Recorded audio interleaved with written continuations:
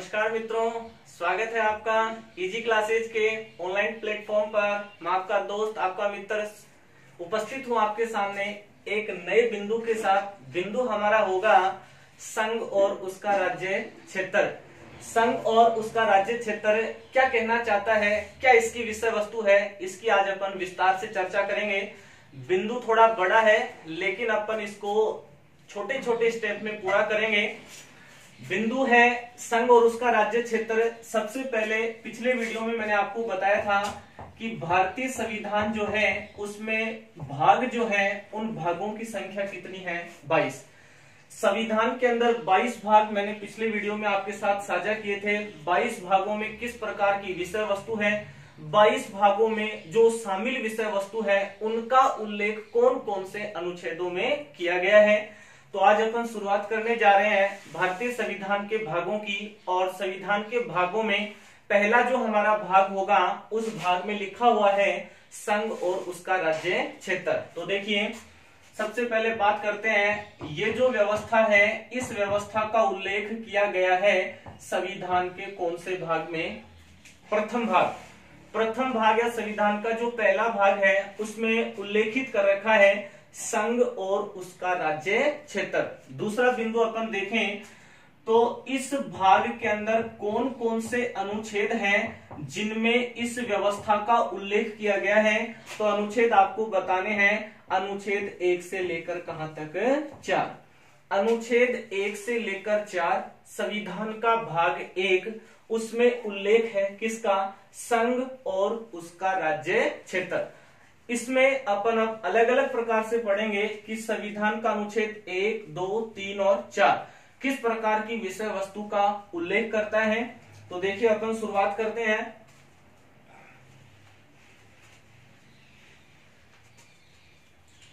पहले अपन ने जाना कि ये जो व्यवस्था है ये व्यवस्था संविधान के कौन से भाग में है, 1।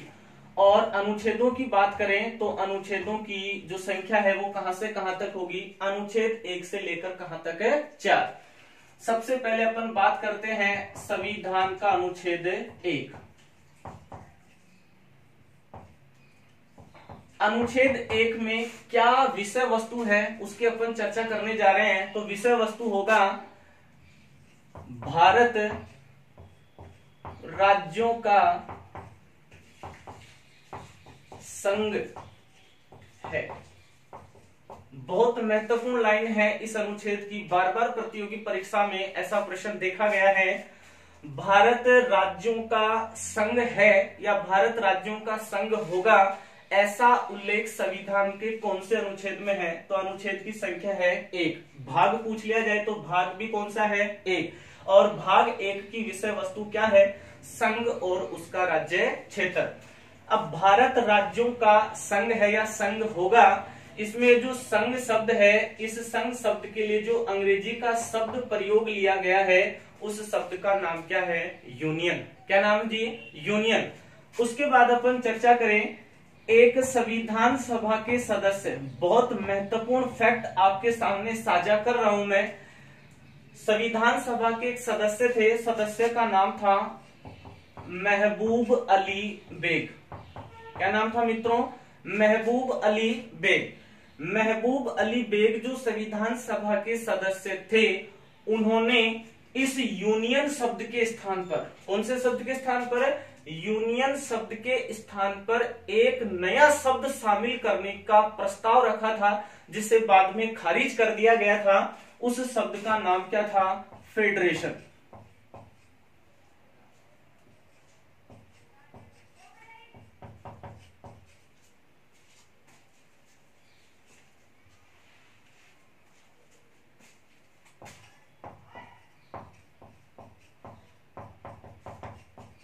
शब्द का नाम क्या था मित्रों, फेडरेशन। फेडरेशन शब्द का हिंदी अर्थ होता है महासंघ। क्या होता है मित्रों, महासंघ। बहुत महत्वपूर्ण फैक्ट है ये। क्या है फैक्ट, महबूब अली बेग वे संविधान सभा के सदस्य थे जिन्होंने जो अनुच्छेद 1 के अंदर लाइन लिखी हुई है कि भारत राज्यों का संघ है, संघ शब्द के लिए जो अंग्रेजी का शब्द उल्लेखित है वो कौन सा है, यूनियन। इन्होंने यूनियन के स्थान पर फेडरेशन या महासंघ को शामिल करने का प्रस्ताव रखा था, लेकिन उस प्रस्ताव को शामिल नहीं किया गया। आज फेडरेशन के स्थान पर शब्द कौन सा शामिल है? यूनियन। बहुत महत्वपूर्ण बिंदु है। अनुच्छेद 1 क्या कहता है? भारत राज्यों का संघ है, मतलब यूनियन है। महबूब अली बेग जो थे, उन्होंने प्रस्ताव रखा था संविधान सभा के समक्ष कि यूनियन के स्थान पर फेडरेशन शब्द को काम में लिया जाना चाहिए या संघ के स्थान पर कौन सा शब्द होना चाहिए? महासंघ। इससे भी महत्वपूर्ण एक और फैक्ट आपके सामने साझा करने जा रहा हूं। उस फैक्ट के लिए व्यक्ति विशेष का नाम याद रखेंगे आप, एच.वी. कामथ। संविधान सभा के एक सदस्य का नाम क्या था? एच.वी. कामथ। एच.वी. कामथ ने क्या कहा था? यहां पर लिखा हुआ है भारत राज्यों का संघ है। अब ये जो राज्य शब्द है इसको अपन बोल सकते हैं स्टेट। स्टेट शब्द के स्थान पर एच.वी. कामथ ने जिस शब्द को काम में लेने का प्रस्ताव रखा था उस शब्द का नाम क्या है मित्रों? प्रदेश। बहुत महत्वपूर्ण बिंदु है, ध्यान रखेंगे। महबूब अली बेग जो थे, उन्होंने यूनियन के स्थान पर, किसके स्थान पर? यूनियन के स्थान पर फेडरेशन शब्द को शामिल करने का प्रस्ताव रखा, और एच.वी. कामथ जो थे, उन्होंने राज्य के स्थान पर कौन से शब्द को शामिल करने की प्रस्ताव रखा था? प्रदेश। लेकिन इन दोनों के प्रस्ताव को खारिज कर दिया गया। आज राज्य शब्द का उल्लेख है, आज संघ शब्द का उल्लेख है, यहाँ स्टेट्स है और यहाँ पर क्या है भी? यूनियन। ऐसा उल्लेख है संविधान के कौन से अनुच्छेद में? 1, जिसमें लिखा हुआ है भारत राज्यों का संघ है। अब ये भारत राज्यों का संघ है, ये लाइन हमें और क्या अपना अर्थ देती है, या इस लाइन का अर्थ क्या है उसको अपन समझते हैं। वो लाइन क्या कहना चाहती है?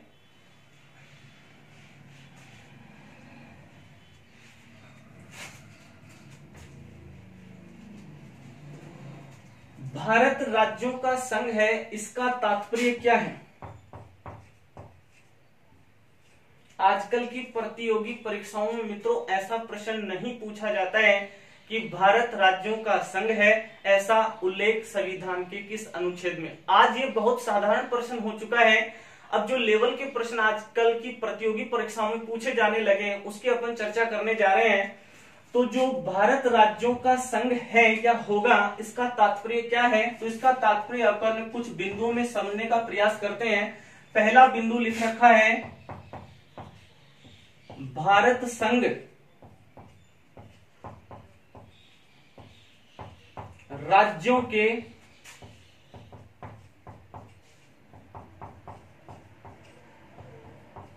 समझौते का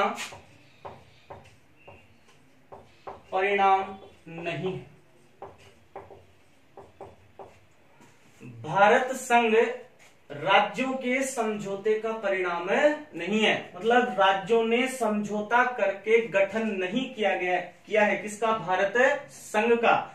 इसमें एक लाइन लिखी हुई है, राज्य की उत्पत्ति का एक सिद्धांत है, सिद्धांत का नाम है सामाजिक समझौते का सिद्धांत। कौन सा सिद्धांत मित्रों? सामाजिक समझौते का सिद्धांत। ये लाइन सीधी परीक्षा में पूछी जा सकती है। किसका उल्लेख? संविधान के कौन से अनुच्छेद में? तो आपको बताना है अनुच्छेद 1। एक राज्य की उत्पत्ति का सिद्धांत है कौन सा? सामाजिक समझौते का सिद्धांत।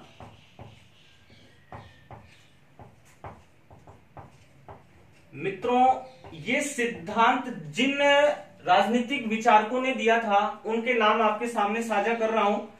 एक राजनीतिक विचारक जिसका नाम था हॉब्स, एक राजनीतिक विचारक उसका नाम था लॉक, और एक राजनीतिक विचारक जिसका नाम था रूसो।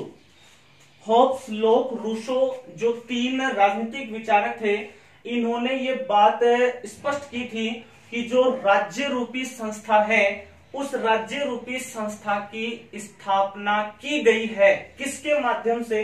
सामाजिक समझौते के माध्यम से। इन्होंने इस बात को स्पष्ट करते हुए कहा है, देखो प्राचीन समय में स्थिति थी एक न्याय की, उस न्याय का नाम था मात्स्य न्याय। कौन सा न्याय? मात्स्य न्याय। मित्रों, ये बात जो है वो छोटे लेवल पर पूछी नहीं जाती है। जो मेरे विद्वान साथी व्याख्याता भर्ती परीक्षा की तैयारी कर रहे हैं उनके विषय वस्तु जो सेकंड पेपर है उसमें चलता है राज्य, तो मैं आपके सामने उसी बात को स्पष्ट करने का प्रयास कर रहा हूं। मात्स्य न्याय की स्थिति थी। मात्स्य न्याय की स्थिति में यह कहा गया है कि जिस प्रकार एक विशाल समुद्र होता है और उस विशाल समुद्र में जो छोटे जीव होते हैं, उन छोटे जीवों को कमजोर समझकर जो बड़ा जीव है, जिसको अपन बड़ी विशाल मछली कह सकते हैं, वो बड़ी मछली या जो बड़ा जीव है वो छोटे जीवों पर अपना स्थापित कर लेता है। क्या स्थापित कर लेता है? अधिकार। उनके ऊपर अपना अधिकार कर लेता है, मतलब उनको अपना गुलाम, उनको अपने अधीनस्थ कर लेता है और उनकी जो स्वतंत्रता है उस स्वतंत्रता का क्या कर लेता है? हनन। ऐसा लिखा हुआ है कौन से न्याय में? मात्स्य न्याय। ऐसा ही जो राज्य रूपी संस्था थी या जो समाज था, उस समाज में ऐसा देखने को मिलता था कि जो कमजोर लोग थे, उन कमजोर लोगों के ऊपर शक्तिशाली लोग अपनी शक्ति का प्रदर्शन करते हुए उनको अपने अधीन कर लेते थे और उनके जितने भी अधिकार, उनकी जितनी भी स्वतंत्रता थी, उनको छीनकर एक जगह केंद्रित कर लेते थे। तो जो छोटे लोग थे या जो कमजोर लोग थे, उन्होंने उस शक्तिशाली व्यक्ति को अधिक शक्तिशाली मानकर उसको अपने क्या सौंप दिए? अधिकार। यदि उस शक्तिशाली व्यक्ति से और कोई शक्तिशाली व्यक्ति मिलता तो वो उसके ऊपर क्या कर लेता? अधिकार, या उसकी स्वतंत्रता का क्या कर लेता? हनन।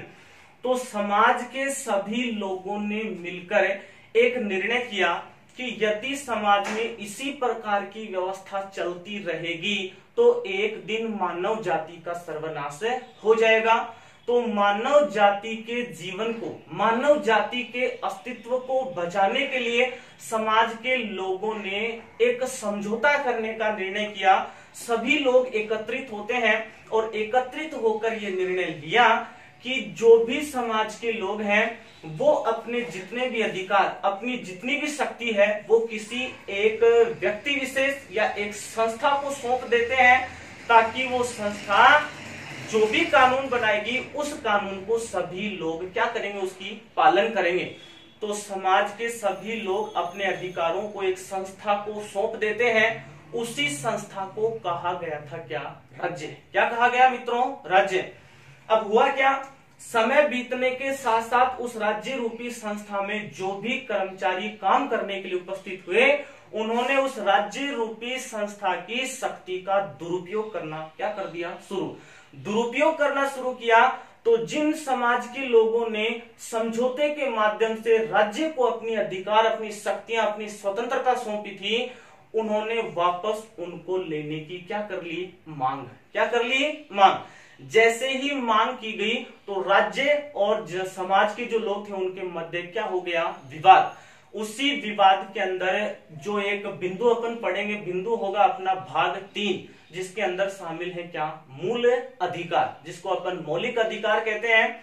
तो जो मौलिक अधिकार है वो राज्य के विरुद्ध होते हैं। मौलिक अधिकार किसके विरुद्ध होते हैं? राज्य के विरुद्ध होते हैं। क्यों होते हैं? उसकी बात मैंने आपको समझाई है कि जो राज्य रूपी संस्था थी, जिन्होंने जनता के अधिकारों को लेकर उन अधिकारों का जनता के ऊपर दुरुपयोग करना शुरू कर दिया। अब जैसे ही लोगों ने वापस अपने अधिकार मांगे तो जो मूल अधिकार होते हैं वो उस राज्य रूपी संस्था के क्या होते हैं? विरुद्ध। इसकी विस्तार से अपन चर्चा करेंगे जब अपन भाग 3 मौलिक अधिकार का बिंदु पढ़ेंगे। यहां पर आपको याद रखना है कि जो भारत राज्यों का संघ, इसका तात्पर्य क्या है? भारत संघ जो है वो राज्यों के समझौते का परिणाम नहीं है। सामाजिक समझौते का सिद्धांत है। राज्य की उत्पत्ति का जो देने वाले जो राजनीतिक विचारक हैं उनमें हॉब्स, लॉक और कौन थे? भी रूसो। उसके बाद देखो, इस भारत राज्यों का संघ होगा, इसके अंदर और कौन सा बिंदु शामिल है उसकी अपन चर्चा करते हैं। बिंदु में क्या लिख रखा है?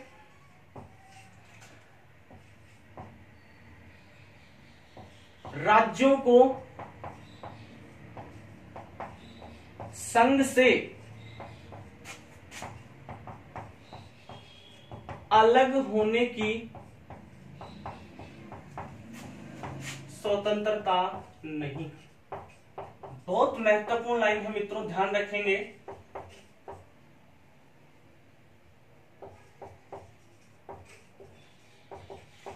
क्या लिखा हुआ है इस दूसरे बिंदु में? जितने भी राज्य हैं उनको संघ से अलग होने की स्वतंत्रता नहीं है। इसी के अंदर तीसरा बिंदु क्या लिख रखा है? भारत विनाशी राज्यों का अविनाशी संघ है।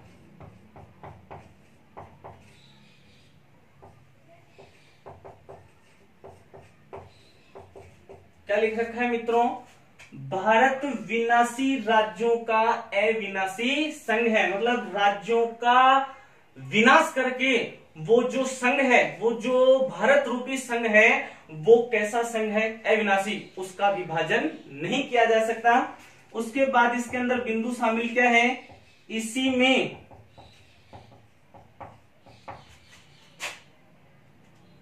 संघ का राज्य क्षेत्र शामिल है।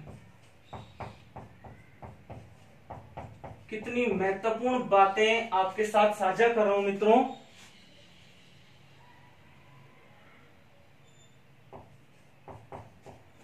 अब प्रश्न देखो बड़े लेवल पर किस प्रकार पूछा जाता है। व्याख्याता भर्ती परीक्षा की परीक्षा देने वाले मेरे विद्वान साथी इस बात पर गौर करेंगे। भारत राज्यों के समझौते का परिणाम नहीं है। राज्यों को संघ से अलग होने की स्वतंत्रता नहीं है। भारत विनाशी राज्यों का अविनाशी संघ है। इसी में संघ का राज्य क्षेत्र शामिल है। नीचे लिखा होता है कूट, और कूट में पूछा जाता है निम्न में से कौन सा कथन असत्य है। उसमें आपके सामने ऑप्शन लिखे होंगे। एक ऑप्शन ऐसा होगा उपयुक्त में से कोई नहीं, असत्य है। अब इनमें कोई असत्य है ही नहीं, इसका मतलब सारे क्या है? सत्य बिंदु हैं। इसका प्रश्न ऐसा भी पूछा जा सकता है, वो किसी एक बिंदु में बदलाव कर सकता है। जैसे वो आपके सामने ऐसा लिख सकता है कि जो राज्य हैं या जो भारत संघ है वो राज्यों के समझौते का क्या है? परिणाम। फिर पूछा जाएगा निम्न में से कौन सा बिंदु असत्य है। तो मित्रों ध्यान रखेंगे, अलग अलग लेवल के आधार पर परीक्षा में प्रश्न पूछा जाता है। व्याख्याता भर्ती परीक्षा में मेरे विद्वान साथी इस चीज के ऊपर गौर करेंगे। अनुच्छेद 1 में लिखा हुआ है भारत राज्यों का क्या है? संघ। इसका तात्पर्य क्या है? भारत संघ राज्यों के समझौते का परिणाम नहीं है। राज्यों को संघ से अलग होने की स्वतंत्रता नहीं है। भारत विनाशी राज्यों का अविनाशी संघ है। इसी में संघ का राज्य क्षेत्र शामिल है। इनमें से कोई बिंदु डायरेक्ट उठाकर भी आपसे पूछ सकता है। भारत विनाशी राज्यों का अविनाशी संघ है, ऐसा उल्लेख संविधान के कौन से अनुच्छेद में है? तो अपन अनुच्छेद कौन सा, किसकी चर्चा कर रहे हैं भी? अनुच्छेद 1। तो देखो एक तो ये लाइन और इसके जो अर्थ हैं कितने विभिन्न प्रकार के अर्थ दे रहे हैं, लेकिन उनका वास्तविक तथ्य वही है जो लिखा हुआ है। किसके बारे में? भारत राज्यों का क्या है? संघ। उम्मीद करता हूं आपको हमारा बिंदु अच्छे से समझ में आया होगा। आप यहां तक का स्क्रीनशॉट लीजिए, फिर अपन आगे की चर्चा शुरू करते हैं।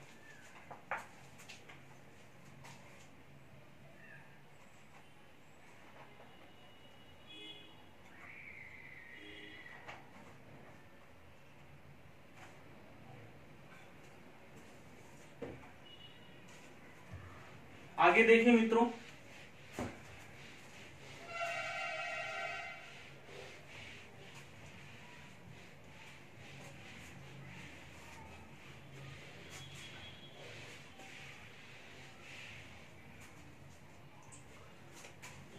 लिखा हुआ है अनुच्छेद 2,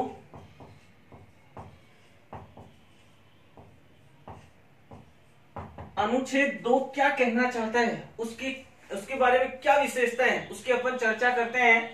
चर्चा में क्या लिखा हुआ है? किसी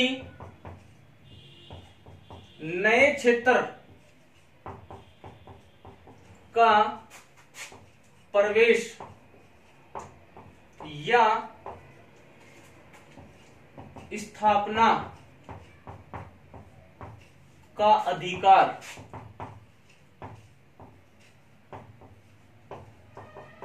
संसद को दिया जाना।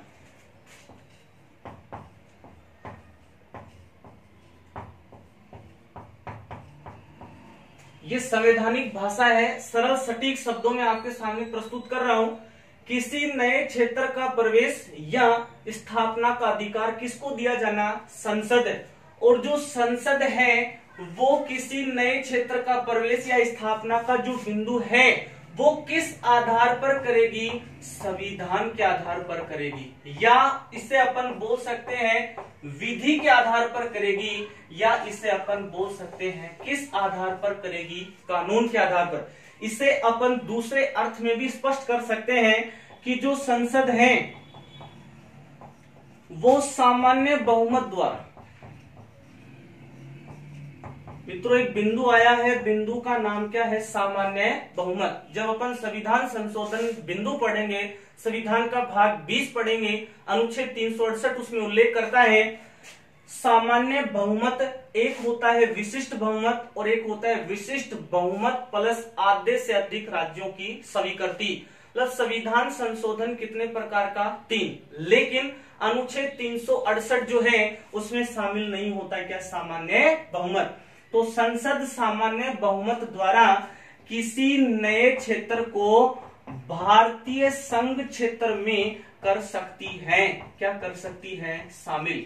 मित्रों आपको किसी भी प्रकार की लाइन परीक्षा में दी जा सकती है। लाइन ये भी मिल सकती है, किसी नए क्षेत्र का प्रवेश या स्थापना का अधिकार संसद को दिया जाना और संसद उसका प्रयोग या प्रवेश या स्थापना की प्रक्रिया संविधान के आधार पर करेगी, विधि के आधार पर करेगी या कानून के आधार पर। या इसी का दूसरा रूप है जो संसद है वो सामान्य बहुमत के द्वारा किसी नए क्षेत्र को भारतीय संघ क्षेत्र में शामिल कर सकती है। इसके लिए संशोधन जो अनुच्छेद 368 की प्रक्रिया है वो इसके अंदर शामिल नहीं होगी, ऐसा उल्लेख करता है मित्रों कौन सा अनुच्छेद? अनुच्छेद 2। इसको अपन एक उदाहरण से समझ लेते हैं कि जो राज्य है इस राज्य के रूप में अपन स्पष्ट कर सकते हैं भारत देश को। भारत देश के अंदर कोई भी नए क्षेत्र को शामिल करना है तो उस नए क्षेत्र को शामिल करने की जो पावर है वो पावर किसके पास होती है? संसद। और संसद उस नए क्षेत्र को शामिल करेगी किसके अनुसार? संविधान के अनुसार, संविधान में उल्लेखित विधि, या किसके अनुसार? कानून के अनुसार। ऐसा उल्लेख किया गया है अनुच्छेद किसमें? 2। जैसा मित्रों आपने सुना होगा एक संविधान संशोधन है, संविधान संशोधन कौन सा था? 35वां संविधान संशोधन कब का है? 1974। 35वें संविधान संशोधन 1974 के द्वारा जो सिक्किम था उसे पूर्ण राज्य का दर्जा नहीं दिया गया था, उसे सह राज्य के रूप में भारत संघ में शामिल किया गया। लेकिन उससे अगला ही संविधान संशोधन होता है 36वां संविधान संशोधन जो होता है कब मित्रों? 1975। 36वें संविधान संशोधन 1975 के द्वारा जो सिक्किम था उसे पूर्ण राज्य का दर्जा दिया गया था। तो बताओ मित्रों ऐसा उल्लेख कौन से अनुच्छेद में है? अनुच्छेद 2। उम्मीद करता हूं आपको हमारा बिंदु अच्छे से समझ में आ रहा होगा।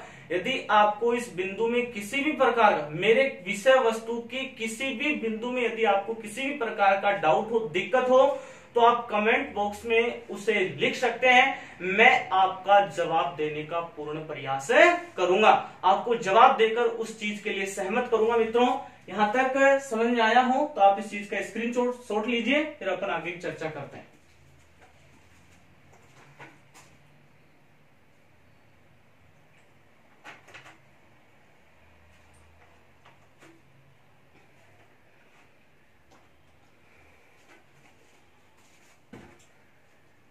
अगला बिंदु देखते हैं मित्रों।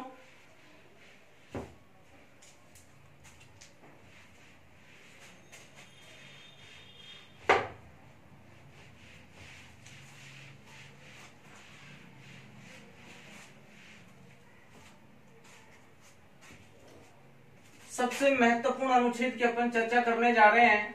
अनुच्छेद का नंबर होगा अनुच्छेद 3।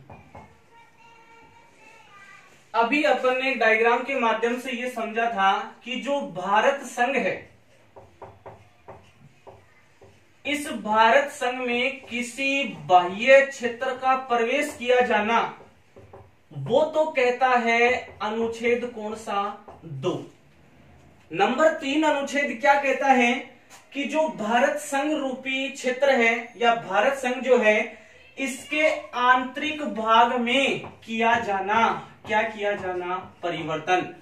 आंतरिक भाग में जो परिवर्तन की प्रक्रिया है उस प्रक्रिया की पालना करेगी, कौन करेगी, संसद, जिसे अपन कह सकते हैं क्या, व्यवस्थापिका। मित्रों मैंने आपको संविधान के भाग का परिचय करवाया था, उस भाग में आप याद कीजिए संविधान का भाग 5 था, उसमें अनुच्छेद 52 से लेकर 151 अनुच्छेद थे। उसमें एक व्यवस्था आपको बताई थी, व्यवस्थापिका। क्या बताई थी मित्रों, व्यवस्थापिका। उस व्यवस्थापिका में जो आर्टिकल है उन आर्टिकलों के बारे में आपको बताया था, अनुच्छेद 79 से लेकर अनुच्छेद 122। जो व्यवस्थापिका होती है जिसका मुख्य कार्य होता है कानून का निर्माण करना, जिसे अपन संसद भी कह सकते हैं, तो बाह्य क्षेत्रों को भारत संघ में शामिल करना उल्लेख है अनुच्छेद 2। और जो आंतरिक भाग है उसमें परिवर्तन की प्रक्रिया जो है जो संसद के द्वारा पूर्ण की जाती है उसका उल्लेख है किसमें, भाग अनुच्छेद 3। अब ये भारत के क्षेत्र में या भारत संघ में आंतरिक भाग में किया जा रहा है क्या, परिवर्तन। अब वो परिवर्तन क्या होता है उस परिवर्तन को समझते हैं अपन। पहला परिवर्तन क्या होगा, नए राज्य का गठन।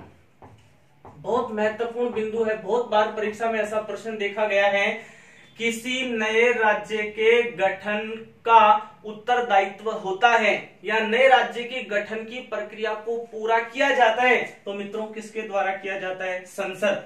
नए राज्य का गठन संविधान के कौन से भाग में है, तो भाग नंबर 1। नए राज्य का गठन संविधान के कौन से अनुच्छेद में है, तो अनुच्छेद नंबर कौन सा है, 3। यह पहला प्रकार का परिवर्तन हुआ। दूसरा प्रकार का परिवर्तन क्या कहता है, राज्य के नाम में परिवर्तन।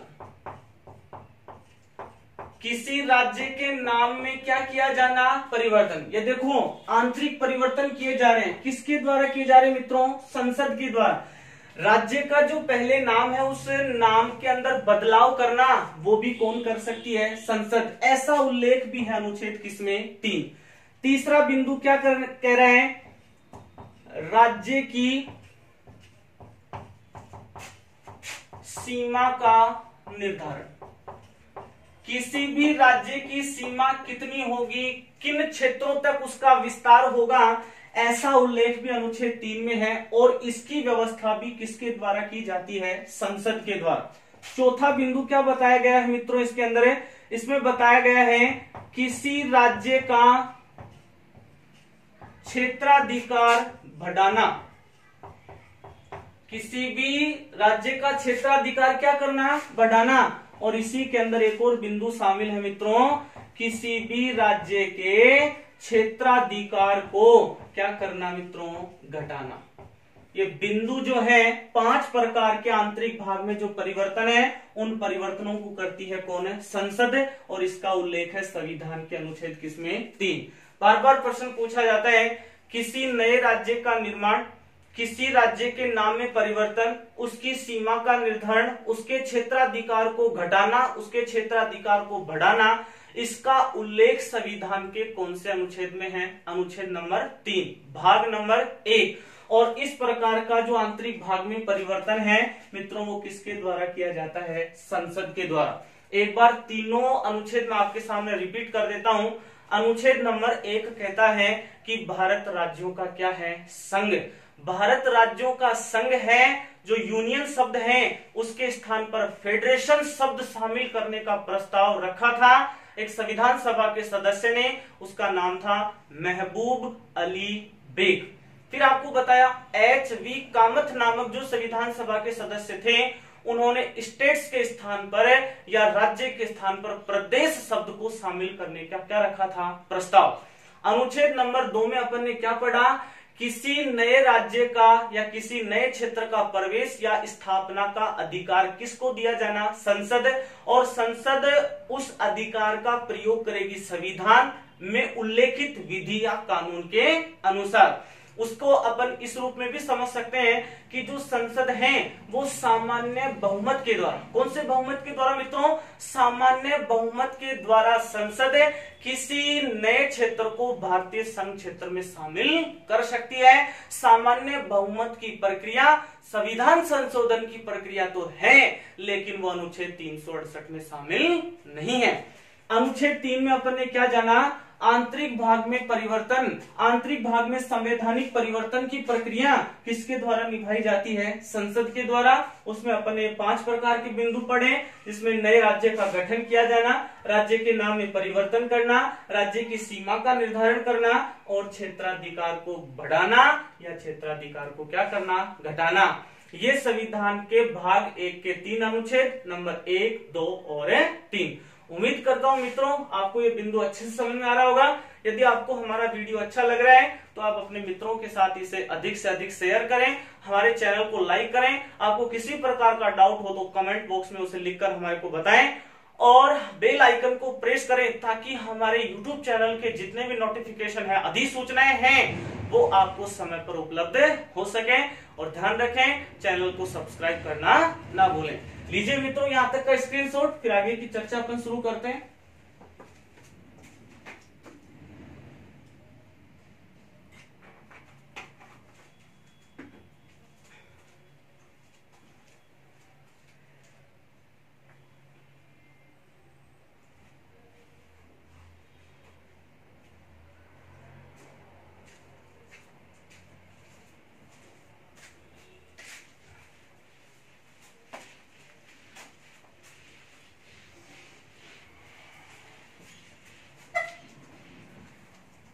भाग 1 में एक अनुच्छेद और बचा है मित्रों, उसकी चर्चा कर लेते हैं अपन।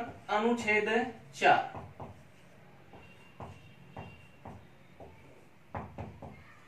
अनुच्छेद 4 क्या कहता है कि संविधान के अनुच्छेद 2 व 3,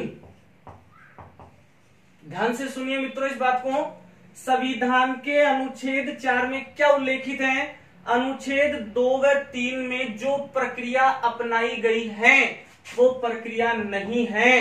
क्या नहीं है मित्रों, संविधान संशोधन।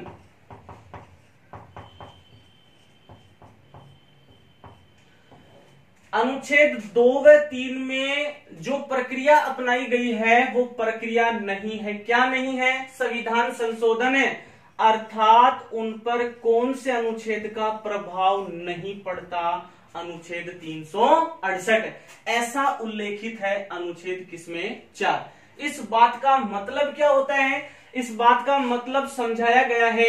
एक शब्द लिखा हमने संविधान संशोधन। मित्रों ध्यान रखें, संविधान संशोधन कितने प्रकार से होता है, 3 प्रकार से संविधान संशोधन कौन कौन सा होता है उसकी अपन चर्चा करते हैं। देखो संविधान संशोधन जो पहला प्रकार है उसको बोला जाता है सामान्य बहुमत।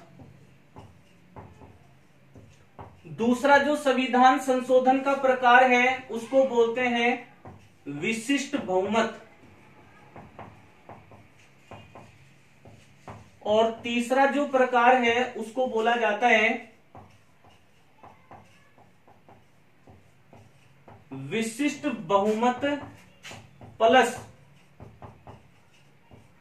आधे से एक अधिक राज्य की स्वीकृति। 3 प्रकार से संविधान संशोधन की प्रक्रिया है मित्रों। डायरेक्ट प्रश्न पूछ लिया जाए कि संविधान संशोधन कितने प्रकार का होता है तो अपना आंसर क्या होगा, 3। तीनों प्रकार आप बता पाएंगे। पहला सामान्य बहुमत, दूसरा विशिष्ट बहुमत, तीसरा है विशिष्ट बहुमत प्लस आधे से एक अधिक राज्य की स्वीकृति। लेकिन यदि अपन बात कर ले संविधान के भाग 20 का अनुच्छेद 368, उस 368 में शामिल नहीं होता। क्या शामिल नहीं होता, सामान्य बहुमत। यही बात मैं आपको आर्टिकल 4 में समझाने का प्रयास कर रहा हूं कि अनुच्छेद 2 व 3 में जो भी परिवर्तन होते हैं वो परिवर्तन नहीं होते कौन से अनुच्छेद के अनुसार, 368 के अनुसार। क्यों, क्योंकि 368 में 2 प्रकार का संशोधन है, विशिष्ट बहुमत और विशिष्ट बहुमत प्लस आधे से एक अधिक राज्य की स्वीकृति। 368 में शामिल नहीं होता। क्या शामिल नहीं होता? सामान्य बहुमत। अब ये सामान्य बहुमत क्या होता है इसको स्पष्ट कर रहा हूं आपके सामने। सामान्य बहुमत का मतलब होता है उपस्थित सदस्यों का बहुमत है। अब उपस्थित सदस्यों के बहुमत का मतलब क्या होता है? आपको पता है मित्रों, संसद के दो सदन जो है, दोनों सदनों की जो कोरम है, जिसको अपन बोल सकते हैं क्या? गणपूर्ति। तो दोनों सदनों की कोरम या गणपूर्ति जो है वो गणपूर्ति कितनी है? 1/10। यदि अपन चर्चा करें कि जो लोकसभा है उस लोकसभा का वर्तमान यदि कोरम देखा जाए तो आपको पता है 500 जो 43 सदस्य निर्वाचित और 2 सदस्य क्या होते हैं? मनोनीत। मनोनीत सदस्यों को हटाने की प्रक्रिया संसद में लंबित है। तो अपन 543 तक की चर्चा कर लेते हैं। यदि 543 का अपन कोरम निकालें तो अपने सामने कोरम प्राप्त होगा। कितना प्राप्त होगा? 55 सदस्य। 55 तो कंपल्सरी होंगे ही होंगे। 55 सदस्य तो हो गया कितना? कोरम। मित्रों समझो यहां पर 55 के स्थान पर कितने हैं? 60। तो 60 का बहुमत है। 60 का बहुमत का मतलब होता है आधे से कितना अधिक है? 1। तो अपन 60 का बहुमत मान सकते हैं कितना? 31। तो ये जो 31 है, इस 31 को बोला जाता है क्या? सामान्य बहुमत। तो ध्यान रखें मित्रों, इस बात को अपन अनुच्छेद 368 की चर्चा करें तो और विस्तार से आपके सामने प्रस्तुत करेंगे। अभी तक आपको भाग 1 के अंदर जो 4 अनुच्छेद है, चारों अनुच्छेदों के बारे में विस्तार से आपको बताया गया है। अनुच्छेद 4 क्या कहता है? अनुच्छेद 4 में कहा गया है कि अनुच्छेद 2 व 3 में जो भी प्रक्रिया शामिल है उस प्रक्रिया को अनुच्छेद 368 में शामिल नहीं करेंगे। क्यों नहीं करेंगे?